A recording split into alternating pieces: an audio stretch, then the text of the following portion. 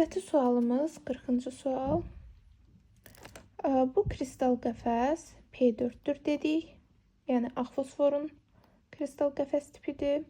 Bu isə qırmızı fosforun kristal qəfəs tipidir. Demək, bunlara aid deyir şəkil dəyişmələr üçün nə ümumidir? Atom kristal qəfəsinə malikdir. Xeyr, bu molekulyardır, yəni ağ fosfor. Qırmızı fosfor isə atom kristal qəfəsinə malikdir. Suda həll olunur. Bəli, hər ikisi üçün ümumidir. Karbon S2-də həll olur. Bu yalnız ağ fosfora aiddir. Adi şəraitdə bərk haldadır. Hər ikisi adi şəraitdə bərk haldadır.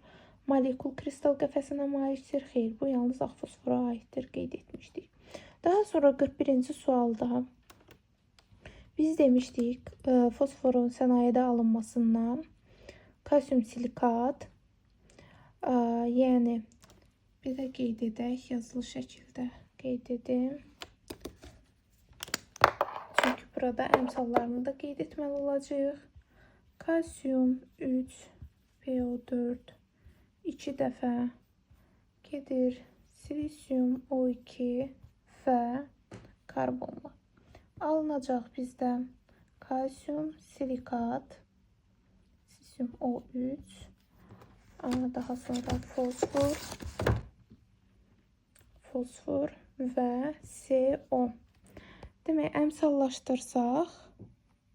əmsallaşdırsaq biz burada fosfor 2-dir. Fosfora 2 düşür. Burada kalsium olduğu kimi qalır. Karbona 5. Kalsium silisium O3 3 dəfə və CO 5 mol edəcək. Burada artıq reaksiyamız tamamladıq. Gəlirik testimizə. Demək, burada bizdə X, yəni mol sayı ən çox olan gördük. Məhsulda mol sayı ən çox olan CO idi. Daha sonra ən az sayı olan Z isə fosfor idi, yəni 2 dənə. Gəlir cavablara baxırıq. Y fosfordur. Xeyr, Y fosfor deyil. Bizdə Y kalsium silikatdır. Z kalsium metasilikatdır. Xeyr.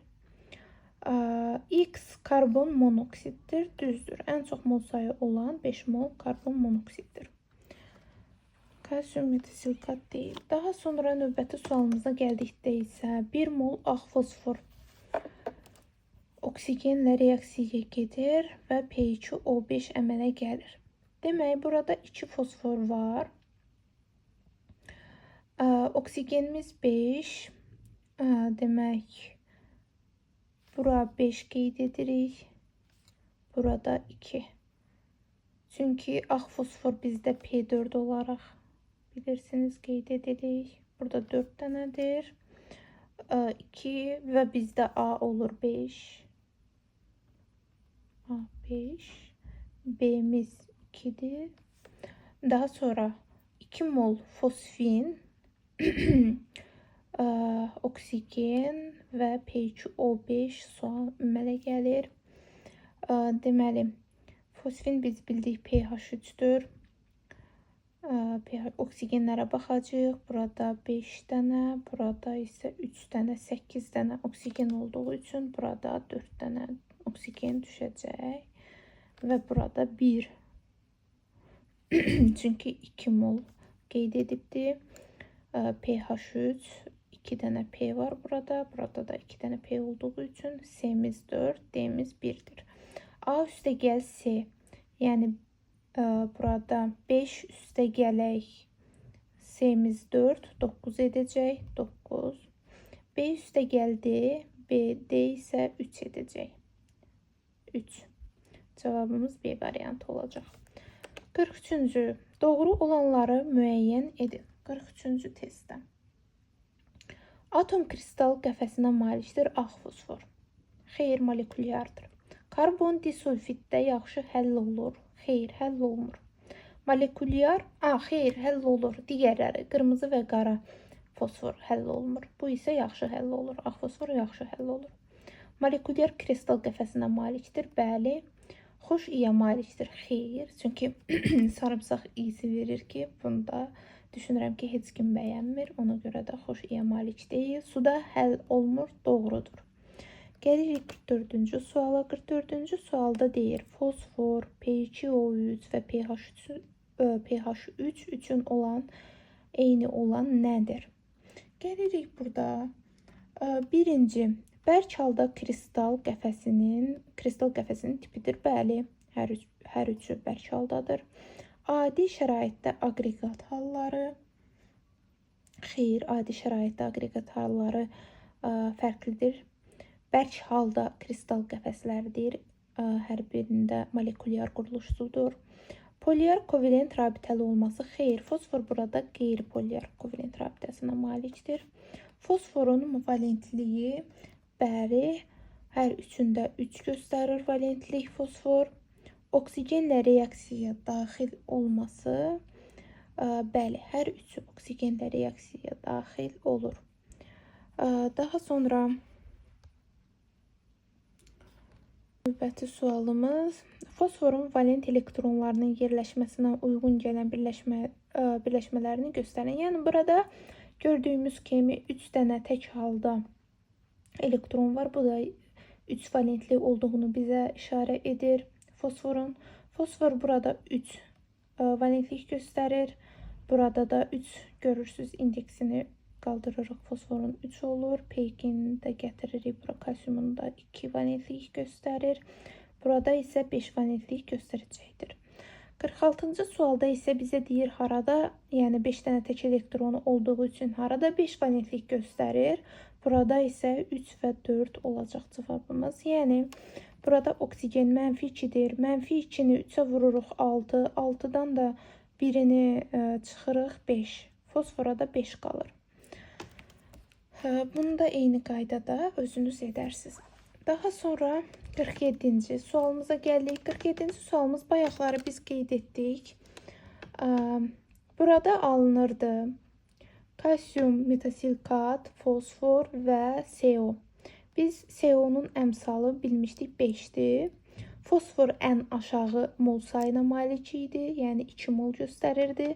Və burada bizdən X-i soruşduğu üçün, X-in də mol sayı ən aşağı olduğu üçün fosfor nəzərdə tutulur. Bu testimizdən xatırlayırsınızsa, burada demişdik biz Z fosfordur. Burada isə X olacaq fosfor və deyir X üçün, fosfor üçün doğru cavablar nədir? Sarımsaq iyi verir. Bəli, ağ fosfor sarımsaq iyi verir. Qazdır. Xeyr, bərk haldadır. Daha sonra üçüncü, adi şəraitdə sarıya çalan bərk maddədir. Bəli, adi şəraitdə sarıya çalan bərk maddədir. Yalnız reduksiya edici xassiyyə göstərir. Xeyr, həm oksidləşdirici, reduksiya edici də ola bilir.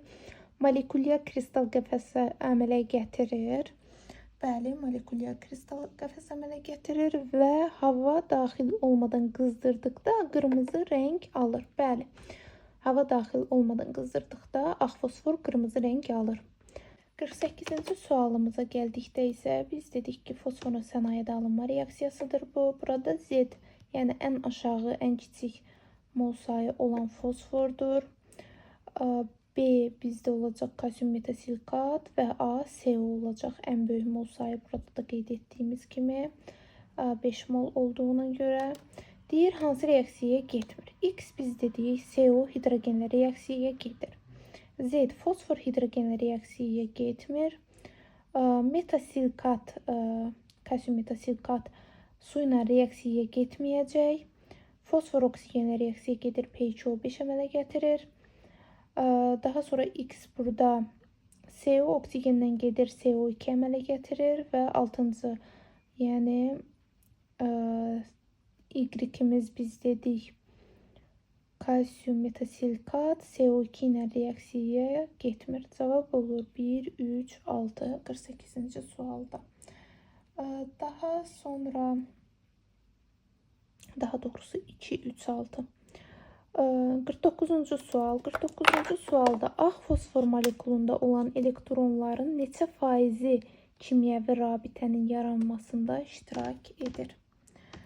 Demək, biz burada P4 bilirik ki, adi şəkildə P4 yazılır və biz 15 verdiyi üçün P4-ü 15 verdiği için burada 15'i 15'i vururuq 4'ə edir 60. Bir fosfordan da 3 rabitə çıxdığı üçün, yəni belə qeyd etmişdik biz fosforu. 3 rabitə çıxdığı üçün 60'a 100%dirsə, bəs 12'yə, yəni 3 rabitə çıxır, bunu da P4'ə vururuq. 3'ü 4'ə vuranda 12 alırıq. 12'ni yəni buradan aldıq. 12'yə neçə edir? 5 dəfə azalır, yəni 20% edəcək. Və cavabımız 49'da 20% olur. 50-ci suala gəldikdə isə 50-ci testin izahına. Demək, digər testlərimiz kimidir, bu da sadədir. Qeyd edək.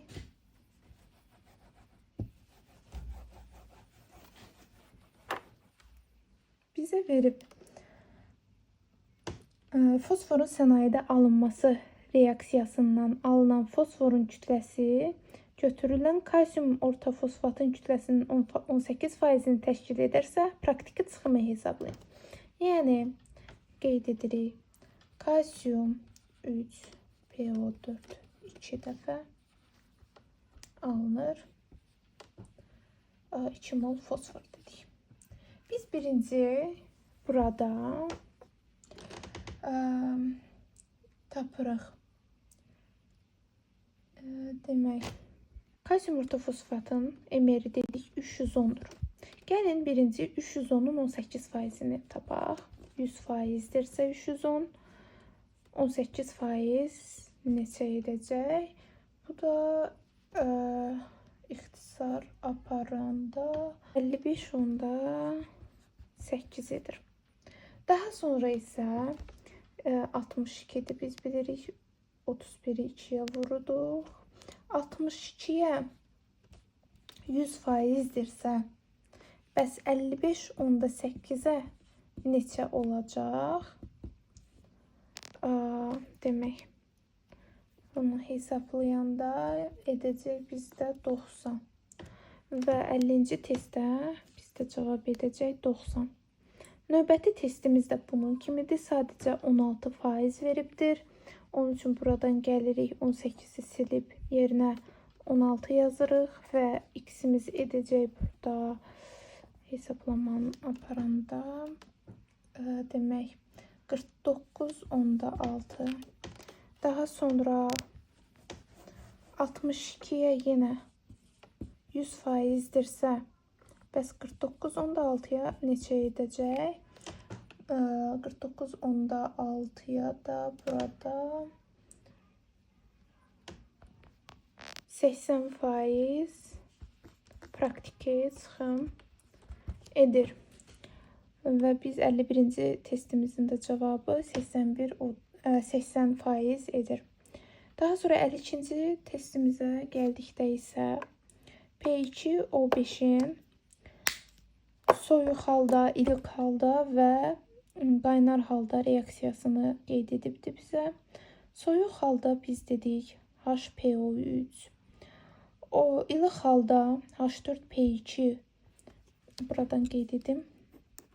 HPO3, H4P2, O4, özür hesablayın, O7, yəni pirofosfat, daha sonra isə ortofosfat, H3PO4 alınır qaynar halda, ilıq halda, soyuq halda.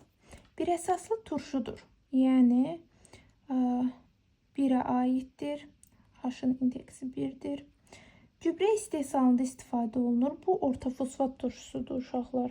Gübrə istehsalında istifadə olunur. Daha sonra 2 əsaslı turşudur. 2 əsaslı turşu burada yoxdur.